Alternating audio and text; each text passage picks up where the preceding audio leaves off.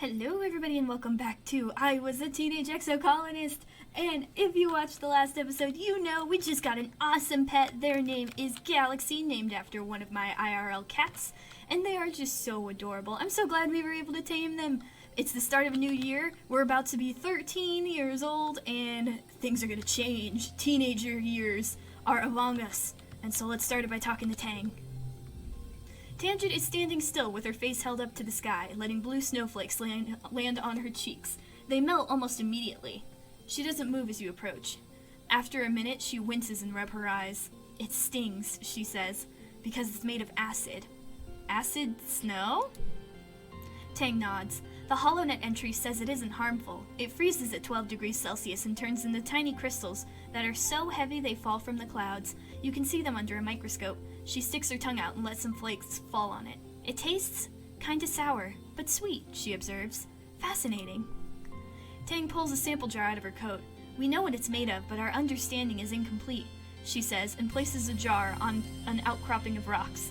The big mushrooms changed in shape and color before the snow began to fall. I wonder, is there some sort of signal that precedes the changing of seasons? What happens if I expose samples collected in dust season to snow from quiet season? A small, excited smile creeps across Tang's face. There's so much to learn about this planet, I can't wait. You and your brother are so much alike. Tang narrows her eyes. Yes, we used to get that a lot, she says. I guess it's still true, if you think sneaking out of the colony is the same as valid scientific research. She frowns at you. He's so dumb, she mutters and shoves her hand under her arms. He only cares about feelings, especially his own. Well, maybe he'd care about you more if you stopped calling him dumb. Stop being a jerk. I don't like that she's so mean to Dees. Dare you to go into a restricted area. I need bravery 40 or greater for that. Have you ever heard the stories about changelings? Dees muses, scrolling through a book of mythology on his holopalm. Old Earth humans used to think that fairies would steal human babies and replace them with their own. He scratches his cheek. Do you think that happened with me and Tang? I think it would explain a lot. Sometimes it feels like I'm not even really human. Oh. Goodness, I don't even know what to say to that. Cal, what's up? You catch Cal at the gate to the gardens. He's carrying a bucket of rocks. Hi, Abby, he explains. He pauses to pat your pet on the head. And hello to you too, Galaxy. Oh, I'm supposed to tell you, there's a new park near Geophonics now, Cal says. We can run around all we want and nobody will say we're tramping the fields. You should come there and play sometime. And bring Galaxy, they'll love it. Aw, that's awesome, we can relax there too. Ooh, give this to Tang. What about you, Mars? What you doing? Yabby, what do you think about this? Mars walks towards you haughtily, stops, poses with her hand on her hip, then turns and walks away. I call it my cool walk, Mars says, looking over her shoulder. I also have a bored walk and a flirty walk. It's important to switch it up once in a while. Yeah, you gotta stay on trend. What should we do? I'm kinda tempted to sneak out again. Maybe? I just want to see if that dude is out there again, but I don't know. Where'd my thing go? Ah, there we go. What's my bravery at? It's at 25. Okay. How do we get our bravery up? We get bravery from this, but we also get bravery from going outside. I don't even know if there's anything else to do out there, but I want to double check, so let's sneak out. It seems like there are events out here at times. Oh, Galaxy's coming with us. Come on, Bubbas. Oh, there's something here now. Interesting. I didn't realize that we would get more stuff out here. Maybe it changes every year? Oh, there is more stuff. Let's go this way. Geophonics have set up a work site here. Oh, sneak past. I should probably have come out here when I had more energy, but we'll see what we could do. Wait.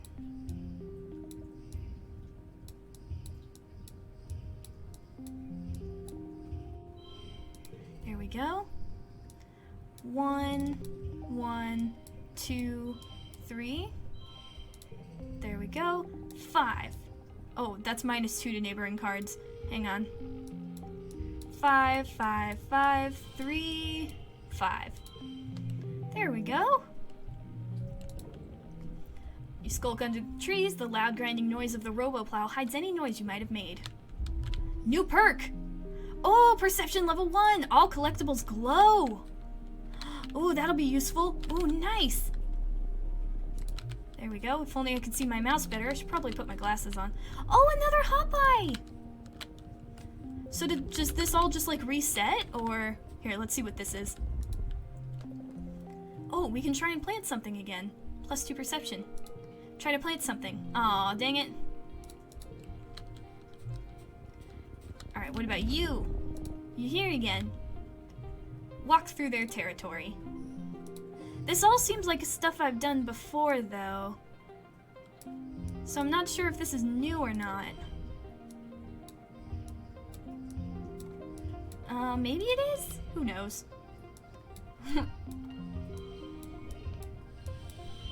There we go. Alright, yep, we've done that before. Oh, another herb. Maybe Dees is up here. Wouldn't hurt to check, I suppose. Alright, float cow. Oh, we could do this now! Alright, milk the float cow. We know that now. It's hard to milk a float cow that's upside down. She struggles and kicks your legs at you as you try to flip her over long enough to get to the others, but thanks to a combination of might and empathy, you manage to calm her down. She's still sick. Milk's supposed to collect in her lower udder, not her gas bladder, but at least she's balanced now and has a chance to get well on her own. Nice! Oh! You should go home soon. One sec. What's this? Oh no! You hear a sad hiccuping sound followed in to find a sick hop-eye. It's hunched down low, its foot completely nestled under its body and shivering uncontrollably. Its enormous eyes roll around in confusion and fear as you approach. Can we try and take it home with us? I want another pet. Card becomes 2. Okay. So all of them? Ooh, that's not good. Oh, 46. Let's see. 3, 2, 2, 4. We need something good though. 4, 2, 2, 2. That's good. 5, 3. Oh God. 3, 3, 2. Oh God. Okay. 5, 5, 4, 2. It's already 2. 0. Yes! Did we get another pet? Let's see. The hop-eye hisses and tries to bite you. It doesn't want to be touched. You throw your jacket over it, then carefully pick it up and put it in your pack. You crack the zipper to give it a bit of some fresh air. Your dad helps you make a little nest for it in an empty part of the geophonics barn. Every day you bring it food and water and gradually nurse it back to health. Cal takes an active interest in recuperation. Utopia says that hop-eyes don't really have a gender, he says as you're washing out the pen together. Or maybe she said they're both? And they're really social. So what are you going to name them, he asks. Optimus Prime, Sir Hopsalot, Mrs. Hoppington. Let's see. Let's name them Hop-Eye is Popeye. What am I thinking?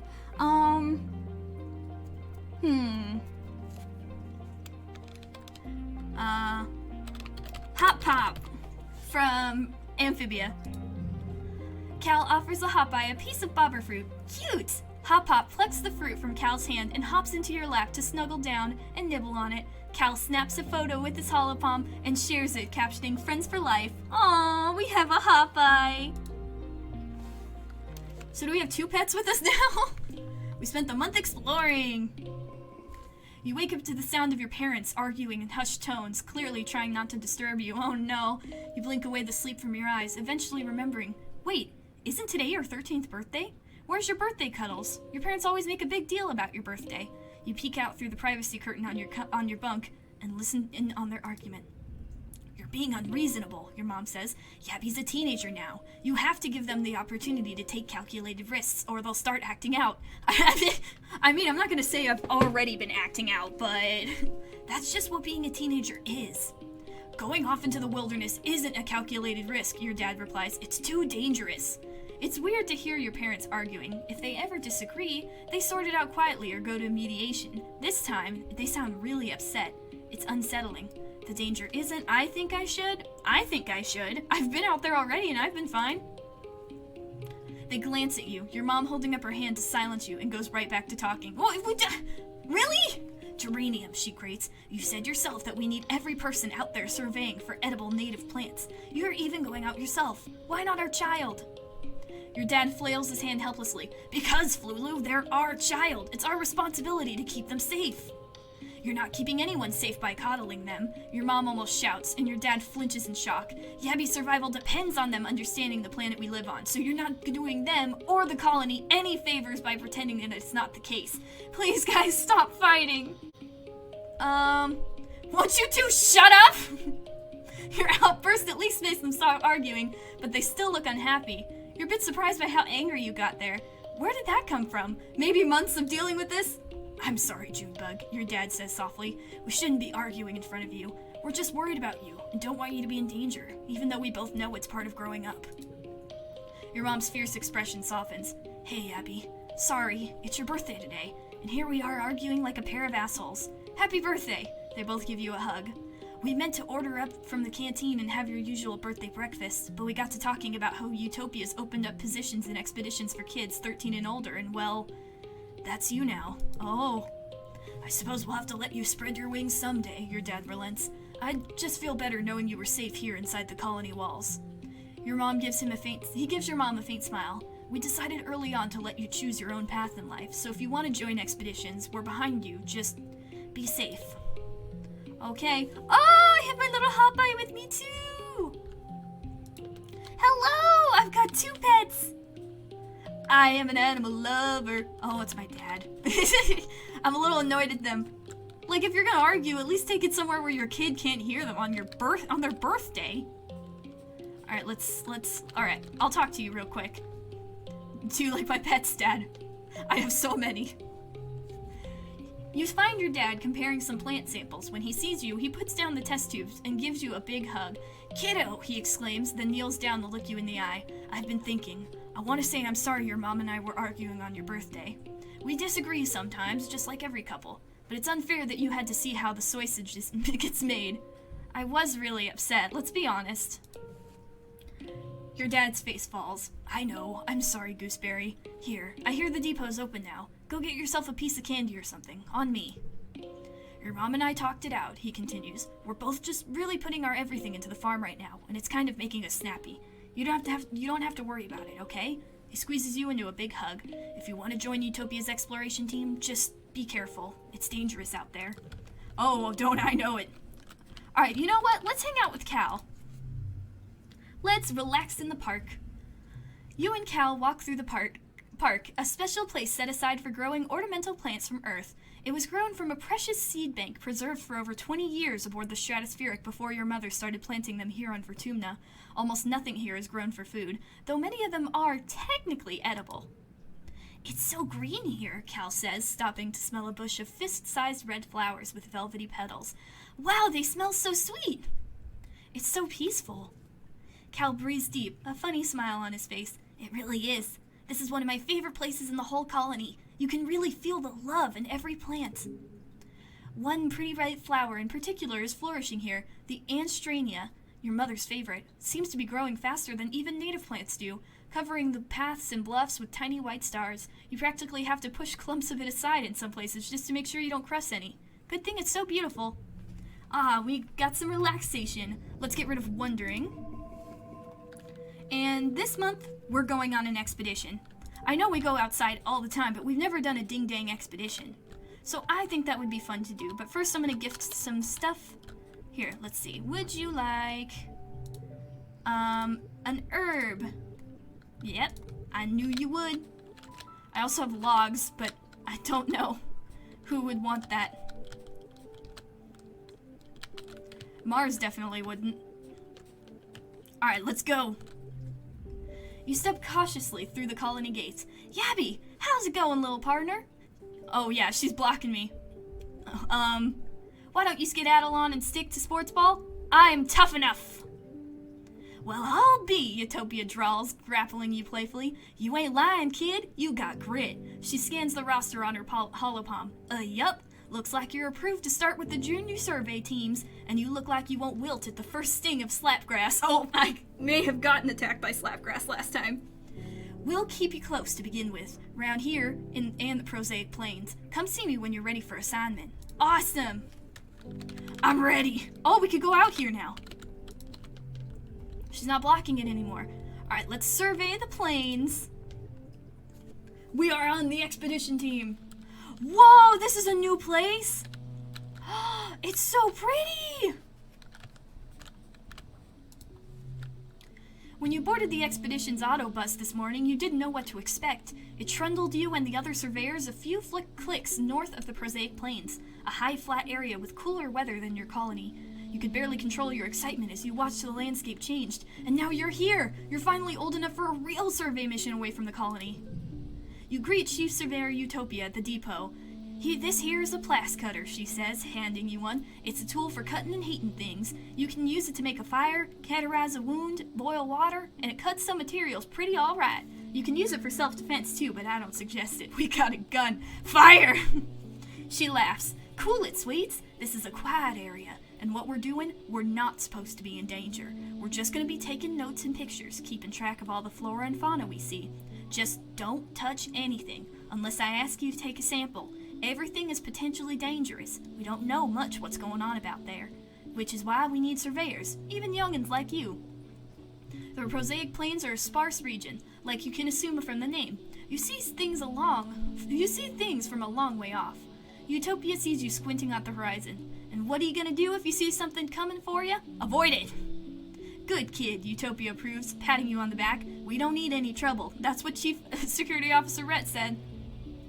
Dees! Yes!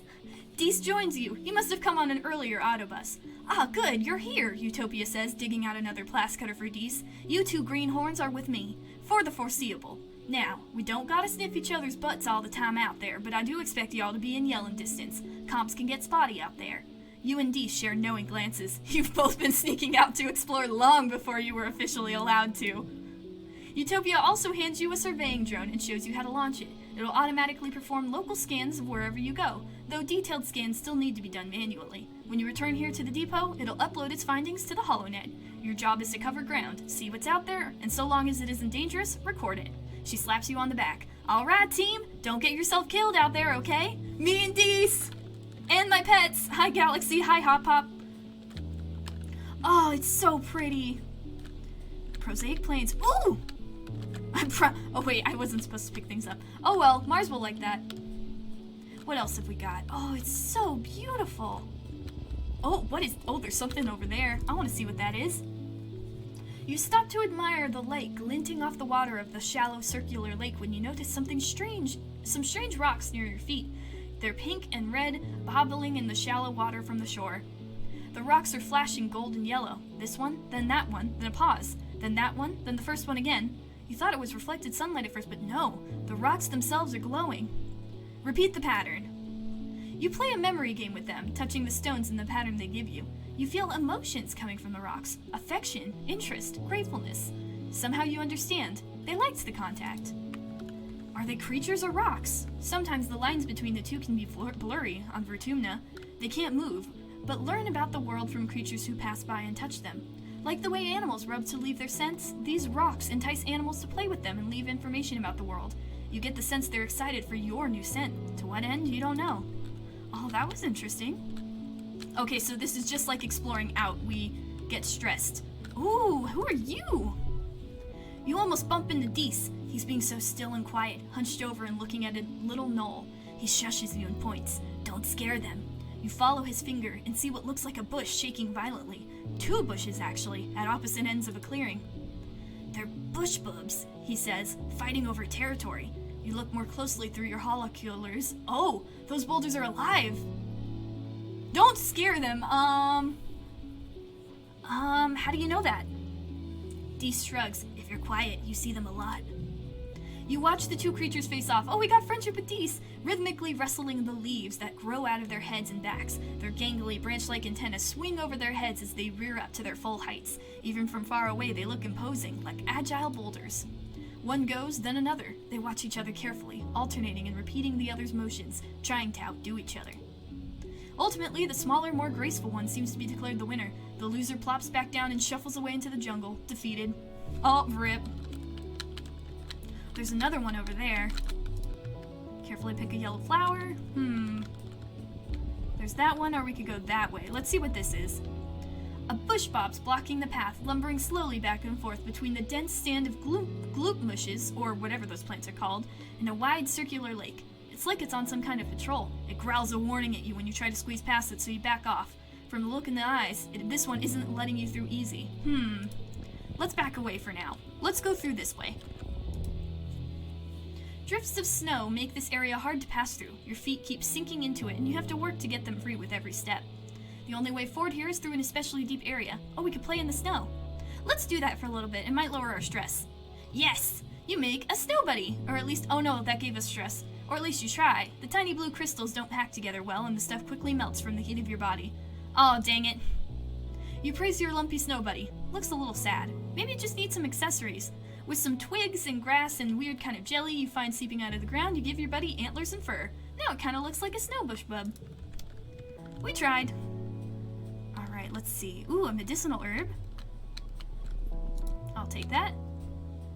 Alright, what else can we find around here? Ooh, another one.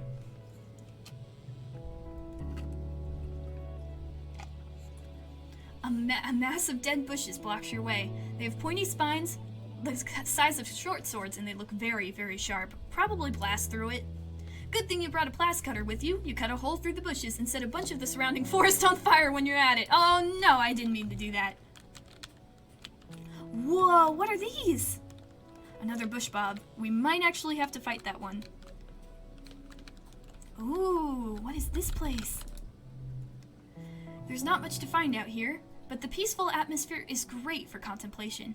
You find a particularly beautiful little plateau where you can see the plains spread out before you like a picnic blanket, round lakes dotting the land like glimmering mirrors in the sky. Deese is scouting further ahead. He was eager to find some adventure. Let's catch up with Deese. There's no adventure where Deese is either. This is some peaceful territory right here. Boring. Alright, I think we'll still have a little time. Maybe we could go through here. Maybe. Let's see. Bravely stand your ground. Oh, it's bursting through the tree line, barreling towards you. Oh, goodness. Bravery challenge. Oh, the things have leveled up now. Did you notice that? Seems like it's higher now.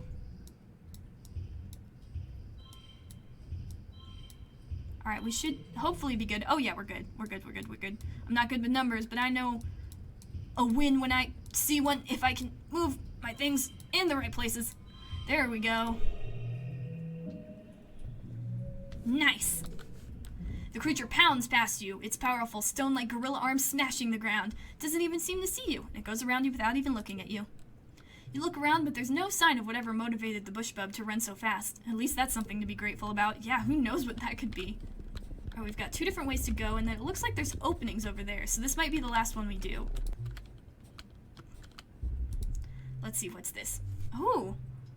The water in the lake is deep and milky, though, and you can't see the bottom. It's completely still, almost too still, and so perfectly circular.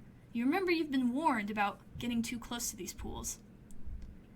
Wait and observe. You stare at the perfectly still, milky water for several minutes. You think you might see something moving in its depths and shift to get a better view. Nothing. Maybe it was just a reflection of the cloud. When you feel ready to approach, you look for the sparkling object again, but can't find it. Was it just sunlight glinting on the snow? Oh well. Oh, I probably missed something there. Alright, yeah, we're very stressed now, so we probably can't do much else. Yeah, you should go home soon. We're gonna have to wait. Deese! Oh, I will talk to Deese, though, of course. Hey, Abby. Deese greets cautiously as you pass the narrow path. Hey, do you want me to show you something? Deese almost never makes overtures of friendship. Whatever it is, must be pretty cool. Let's nod. You follow him for nearly half an hour. A couple times he stops to listen for something, then continues onward, tromping through the fields of broad-topped mush trees and swaying antler ferns. After a while, you start to wonder if he's just lost. You're about to say something when he holds up his hand for silence and directs you to crawl under a huge mushroom. On the other side, you have a view down to one of the perfectly round ponds. Taking up most of it is an enormous xeno, its legs deep underwater. It's a balneal, Deese tells you. They live in the swamps. You don't usually see them here. This one seems totally at home. It dips its long neck and even longer mouth into the pond, sucking up water from the bottom and spewing it out the spout at the back of its head. The spray is beautiful. The spray of beautiful turquoise water sparkles in the sun. Tiny, colorful bird-like creatures dart around it, catching the tiny fish that come spraying out. What's it doing? I think it's eating the mud, Dee says, or something really tiny in it. You watch for a while. It sure eats a lot, he adds. It does. You're too worn out and tired to continue. You have to go home now. Yep. We're gonna have to relax again for a bit, but we're back. Oh, and we're stressed out. Can't do anything but relax. But that was worth it. That was a lot of fun. I really like expeditions. We could go way farther than we could in other places. Ooh, Dees! Oh, upgrade pet cards via relaxing in the park. Hey, Dees! You find Dees sitting in the mouth of one of the wall's drainage sewers. In wet season, excess rainwater is diverted out here so it doesn't flood inside the walls. In the meantime, it looks like Dees set up a little base here, with pillows and a stash of snacks. His alien communication device hisses with static.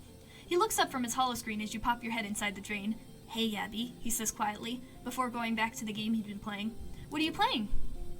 You haven't heard of it, he says, without looking up. I made it myself.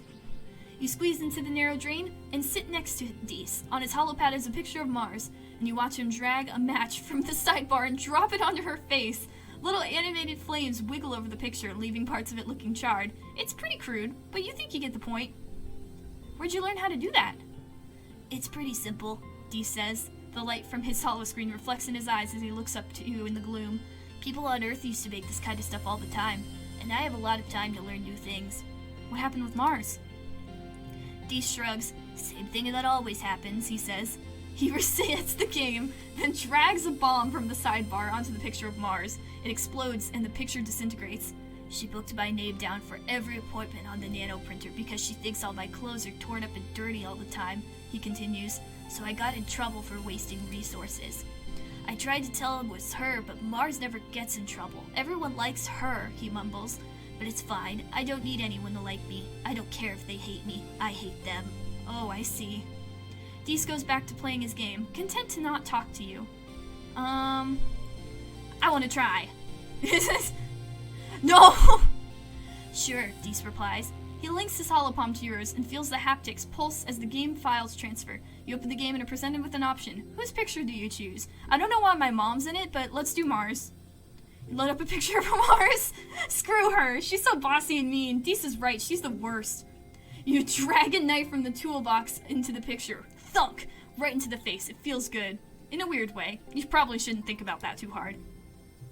You spend a few hours letting off steam with Dees, loading different pictures of your classmate and commiserating about life on the colony. After a while, he even starts to smile a bit. I don't really want to hurt anyone, Dees confides in you. Sometimes it feels like I have so many angry thoughts inside my head that there's no room for anything else. He turns off his holopalm and looks down at his hands. Even if it makes me feel kind of gross, it's better than feeling numb. Oh, buddy. Alright, I need to take some time off, unfortunately, but I will gift people stuff. I don't know who likes the flower. Who wants the flower? Do you want the flower? Wait, maybe Cal wants the flower. Hang on. Sorry, just kidding. I know you like the egg. I'll look for the egg for you. Here, I have another thing for you. Alright, and let's see. Ooh, mush tree. Hang on, Dad. I'm gifting stuff. Here, Cal. Oh, want to hear a fun nature fact? You recently overheard the children learning how to count by studying Hopeyes. Hopeyes have 1 foot and 2 tail forks and 3 stomachs and 4 eyes. And if you see 5 of them together, that's lucky, Cal laughs, finishing the mnemonic with you. Wait, how did they find out that Hopeyes have 3 stomachs? I don't want to know. Probably for the best. Would you like a flower? Flower. Neat! Okay, he doesn't really like it very much, so somebody else must like it. Here, Mars, I wasn't murdering you. Oh, Anemone posted her answers to the Everything About You survey on the college message board, and she said that thinks her brother Com is the coolest person in the colony. Mars rolls her eyes, as if. Com is like the hottest, but he's not sophisticated. Okay, there you go. Crystal for you. Alright, my dad wants to talk to me. What's up, Dad? Oh no!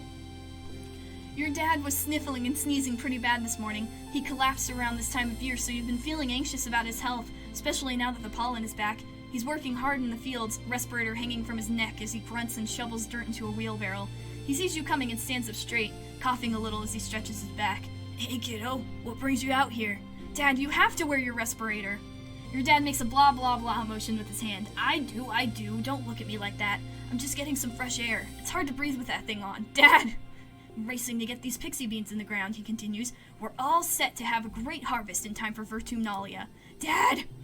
He leans on his shovel, tucking one foot behind the other and rocking back and forth. Truth is, I've been working like a dog. I'd love to get out of here for a while. Hey, what do you say you and I go for a little walk, he says, brightening. I know you don't get outside the walls much either. We could do a little nature walk.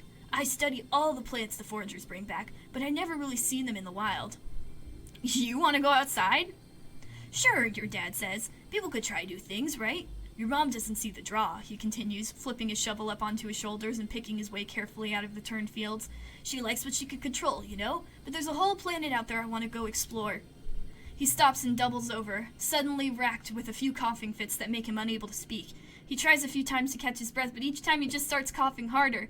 The pink pollen in the air swirls and eddies around you both. Maybe you should stay indoors. Oh, your dad wheezes. You're just like Instance, that old stick in the mud. I remember when we were younger. She was always walking around with her nose in everyone's business. She always thinks she knows best for people. Despite his brave words, he has to hold on to you for balance as he catches his breath again. Okay, maybe now's not the best time. The best time, he gasps, finally putting his respirator back on. But you and me, we have a date with the outside world, kiddo. I'm taking a rain check. Whew, he says, his eyes red-rimmed and streaming from irritation. I can't wait until Instance figures out a treatment for this shimmer thing. She says maybe next year, maybe the one after that. I'm gonna be first in line, you bet. Oh, goodness. Don't scare me like that. There's no way in hell we're going outside. Too dangerous. I need to relax after that.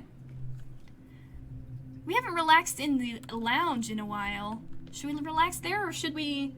Let's look at our friendships. Deece is definitely the highest. Let's relax in the lounge. Oh! You're relaxing after hours when Annie Seaton pops her head into the lounge. The kitchen, she announces in an artificially sweet voice, is looking for someone to help with part-time cooking duties. Someone young, someone organized, someone responsible. Someone, she stares pointedly at the teens in the room, who might have too much free time on their hands. I volunteer! She bustles over to you. You'll be perfect, Yabby, she says, hugging you. Then loudly to the others in the room, she declares, I'm glad somebody around here is responsible enough to put in their share of work. Why are you being mean? Everyone else ignores her, shuffling awkwardly. No one wants to disappoint their auntie. Auntie Seaton gestures towards the nearby cafeteria and tells you to come by next week so she can show you the ropes. Alright, I guess we should do that this next week. I don't think we'll get rid of anything right now. I'm good to keep what we have. We are stress-free. It's mid-pollen. Let's keep an eye on everybody, see if everyone's doing good. How we doing? Is Deece not around here? Oh, if Deece is not around here, that means he must be outside, huh? Did he sneak out or did he leave? Oh, I don't know. I don't like not knowing where he is. I don't want anyone to die. Alright, let's go to the kitchens. He'll be fine, right? Help in the kitchens. Alright, we'll get some stress, but we'll get creativity and empathy. I don't have a lot of creativity. Back in space, cooking involved programming ration machines and putting dishes in the laser-matic dishwasher because water was too precious to clean dishes with. But now you're growing more real food and trying to figure out how to cook with it. The cafeteria kitchens are bright and full of good smells. There's always something baking or boiling or frying. You take a deep breath in and just hold all the deliciousness in your lungs. Chief Steward Anne, known as the kids' antecedent, is in charge of everything in the living quarters, running the children's creche, coordinating the cleaning bots, and of course, cooking for the whole colony. It's a lot of work, but she's good at delegating to all the kids she has raised here, including you. She's a big believer in learning by trying, and doesn't mind a few dinners are ruined in the process. Looks like you're on your way. Looks like you're on your own this morning, Auntie Seaton says, welcoming you to the kitchen. Don't worry, though. We'll start you off with something easy. She shows you to the kitchen nanoprinters. Just press this button, and the ration machine will spit out a freshly pressed cake of soy rations. It's not tasty, but it's nutritious. Then she shows you to the range. A large pot of brown stew is bubbling away. Here is where the real magic happens, she says proudly. She takes the ladle and spoons some of the stew so you can have a taste. See? For this stew we added homegrown veggies and spices. Stew is the best. This is what I love about cooking, she sighs proudly. Turning raw ingredients into something better. Just by adding a little bit of work and a lot of love. Just like raising children. How about you, Yabby? Why do you want to work in the kitchen? I like to provide for others. Feels good to know a loved one is happy and well-fed because of you. You tell this to Antecedent, and she smiles indulgently. That is a fantastic reason, Yabby. We need a little happiness around here. Definitely. Antecedent sets you up with a few basic kitchen tasks and leaves you to it. If you need help, I'll be just around the corner, she says. Or you can ask Congruence for advice. She has every recipe and method you could ever need, and she's an excellent teacher. You quickly have your hands full with the sheer volume of food it takes to feed 100 people. Workers from the canteen shuffle back to pick up trays of soy rations and pots of stew at regular intervals. Somehow you keep up. You poke your head into the canteen at lunchtime to see what people think of the food. Seems like they like it. Maybe you're cut out to be a chef. Cooking is fun. I like cooking. Alright, goal of 20. Not bad at all. 5, 10. Nice. Nice. We got kudos. Oh, we could probably buy something. Oh, let's see. You're getting older. It's that magical time of your life, full of discoveries and possibility, when children become adults and their bodies change in weird, wonderful, and often embarrassing ways. When you were younger, Congruence gave your class a frank presentation about preparing for the changes in your bodies would experience in the next few years. Which parts of the presentation was relevant to you? None of it, I've decided. Thanks to Gentech, your body doesn't need to conform to expectations for sex and gender. It's the future. Heck yeah. You and your friends giggled your way through Congruence's presentation. I mean, they are 13, and left with a new appreciation for the wonders of the human body. Puberty had felt like something that would happen so far in the future that it didn't apply to you. You put it out of your mind, even as you notice Cal's voice begin to drop and Mars starting to dress differently. Until one morning you wake up and something feels different. You can tell you're in a weird mood before you even open your eyes. The sound of your parents moving around your quarter irritates you. Why can't they be quiet? Why do you have to live in the same room? Can't they just leave you alone? You throw back your privacy curtain and snap at them to shut up! Your mom and dad blink at you in shock for a few seconds. Then your mom's face goes red. Excuse me, kid? You do not speak to people like that. You're not the boss of me. We're gonna get in trouble. Your mom opens her mouth to yell at you, but your dad raises his hand for peace. Hey now, let's walk it back a bit, he says diplomatically. Yabby, you can't expect total silence when we all live together like this. If you're cranky in the mornings, you need to go to bed earlier. Teenagers need more sleep. Your mom opens her mouth again, but your dad continues. Flulu, we'll try to be quieter. Yabby is telling us that they're starting to need more space, right? I could have said it nicer. He's so reasonable. It just makes you even more angry. How dare he try to understand? You roll over in bed and sulk until they leave. You end up sulking for so long you miss the window for breakfast in the canteen, so now you're hungry and upset. You scroll the colony's social media to try and take your mind off whatever's going on with you today, and happen to see a photo of your friends hanging out together in the construction lot beside engineering. That makes it even worse. Your friends are having fun without you. Even though you chose to skip breakfast, it feels like a personal insult. How dare they? Don't they know you're sad? What is happening? Gain status hormones. You feel on the edge today, like everything that happens feels so unfair and tragic, like you want to punch stuff and then cry about it, like you want to be left alone but you also desperately want attention. It feels like a fount of new energy is starting to bubble up inside of you, dangerous, uncontrollable energy. Welcome to puberty, Yabby. No, not again! Not again! Alright, we're in late pollen now, and we're going through the puberties. Do I have more flowers for you? I think I do.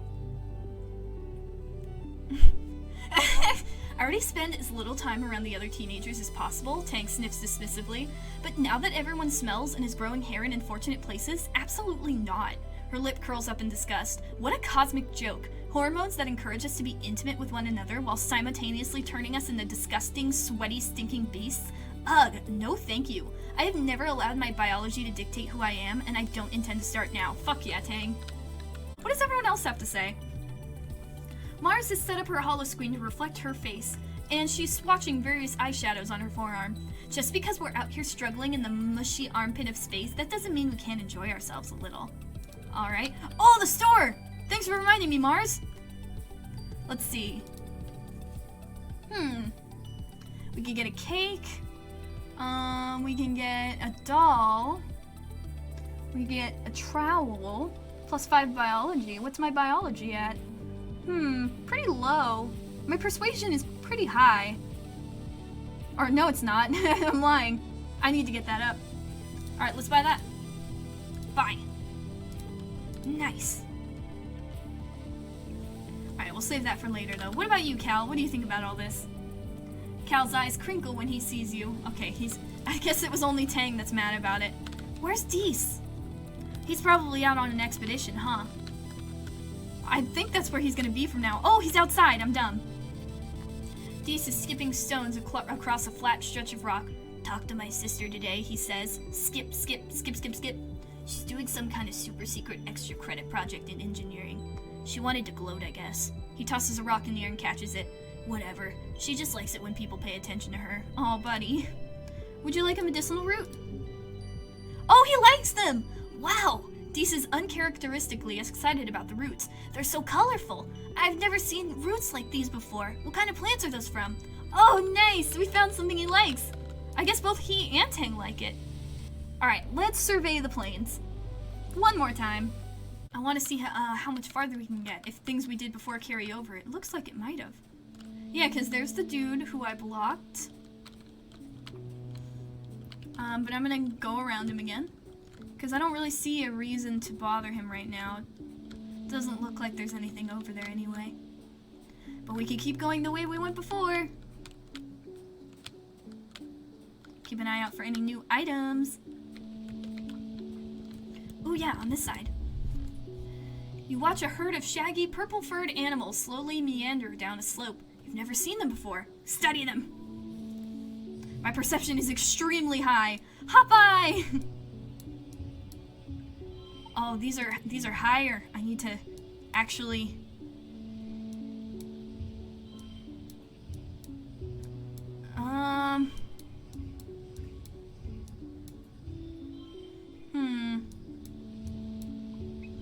That's better. Okay, 19. Let's see. 5, 3, 2, 2, 1. There we go. That was good. That was close, though. More perception. The creature's fur is like grass, so they must be some kind of photosynths, an animal that gets part of their energy from the sun. They couldn't be an aberrant photosynth bushbubs because they've got branches growing out of their heads and backs. You check the survey journal. It says bushbubs are common here, but they're smaller, solitary creatures, so no. And they're too small to be a Balaneal's photosynths, who usually don't leave the water. Maybe that would be cool. You decide to name them, just in case. You look at them through your holoculars at maximum zoom. You can make out that they have super long jaws, like a huge underbite. You name them, underbiters? Underbiters. Naming things is hard, so underbiters will have to do. You log your discovery. Nice!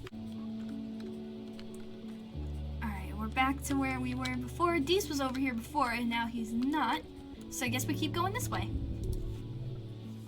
One of your jobs as a surveyor is to document the flora and fauna through photographs. You spotted a small animal in the crook of a tree. It's so perfectly camouflaged you can only really see it when it breathes. You've got a camera built into your holopalm, but it's not equipped to capture difficult shots like this. You'll need to put in the work. Let's try to get close. I have pretty good animals and I'd like to raise it up if I can. 48, alright. Card becomes physical. Well, we already have that. So let's put that to our advantage. Ooh, yes. Alright, 5, 3, 2, 1. Nice, nice. 5, 3, 3, 4, 2. Perfect. Nice. Done. You cautiously crawl up beside your subject, raising your holopalm to get the best close-up shot possible. Ouch! Just as the camera takes the photo, your subject bites your finger. Ah, you hope it's not venomous. On the bright side, you got the shot. At least we got $5. Owie. Ooh, more medicinal roots? Perfect. Now I know Dees likes them too. cloudy day. You hear the crash of thunder from somewhere nearby. Loud. Sounds like it's getting closer.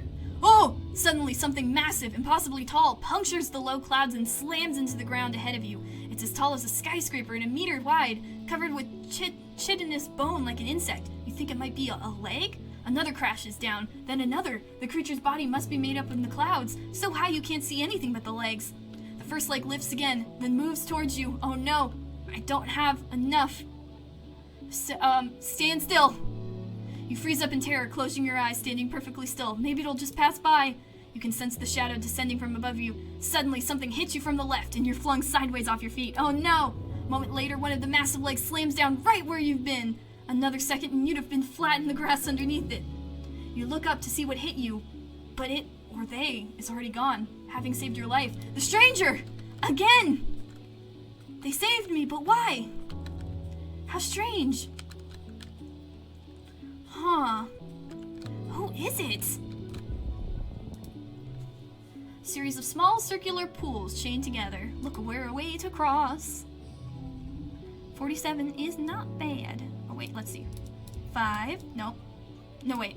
3, 3, 0. 5, 5, 3, 5. That makes sense, I swear. 4, 3, 3. Oh wait, 1, 3, 3, 4, 5. Nice! Nice. There's a narrow place where two pools meet that you think you could leap over. These little ponds look too small to house anything really dangerous, you hope. You approach the water's edge. Leap of faith! You make it over the narrow gap. Nice! You feel empowered. Nice. Okay, we have probably a few more good ones in us before we have to stop. Anything? Oh! A bush bulb. Alright, what's up, buddy? You hear Deese shouting from nearby. Come quick and look at this! You meet up with Deese on a curiously clean part of the path. There's no twigs, pebbles, bits of grass, or the ubiquitous dwarf's moth scales that littered the area. It almost looks like it's been swept clean. And there, in the middle of a perfect circle 3 meters wide, is what you could only describe as a shrine. A hollow, waist-height structure made from twigs and packed spark snow forms the centerpiece, and around it are deliberately spaced piles of colorful fruit, flowers, glittering stones, like an offering. Stake it out and wait! We gotta see. 46, we can do it. I'll kick 5, 4, 2. Would that be any better if we did it this way? No. Next round. 5, 3, 2, 2. Okay, 16, we got it. 5, 4, 3, 2, 2. Whew. Alright, let's see. I probably could have asked more questions, but... Oh, you hang out for hours but don't discover anything, except how boring of an idea this was. Deese takes a nap. You're almost falling asleep when something shuffles into the clearing. It's a bush bub. It crawls slowly down the path. It stops to pick up a pop flower, stops to pick up a stone. When it arrives at the shrine, it carefully places the flower in the pile of flowers, and then the stone in the pile of stones. Then it picks up the stone and repositions it, just so. You wonder if this creature is somehow religious? Or is it trying to attract a mate with this little show of decor? There's so much you don't know about the animals that live here. Whoa. Alright, so we made it to a checkpoint. I don't know if we'll have enough energy to keep going, but... Oh! We have reached the end. I'm sure there's other spots we can go, but I think for now let's go home. Interesting. I wonder why the bush bub was doing that. We made it back, though. We got more friendship with Deese, too. Always great. And now it's wet. Oh no, it's dust. I was wrong. Whew. Well, talk about an eventful time. Oh, I'm gonna grab this. And now we have reached the next of dust. We're finally going on expeditions, which is really exciting, and it means we're exploring with Deese, and we've got another pet. Oh, it's all so much fun, and I can't wait to see what happens next, because we definitely gotta go out and explore more. And we have other stuff to do. I really want to raise engineering. Creativity could do with some work, so could combat. But we'll have to keep an eye on everything, especially now that stranger came back. They saved me. Because I think I was screwed either way, because I didn't have enough perception. But I don't know, who are they? There are definitely aliens here, though. I wonder if we'll meet any soon. Guess there's only one way to find out, and that'll be next time. Thank you guys for watching. If you enjoyed, please consider subscribing. Remember to take care of yourself, be careful of hormones, and have a good day.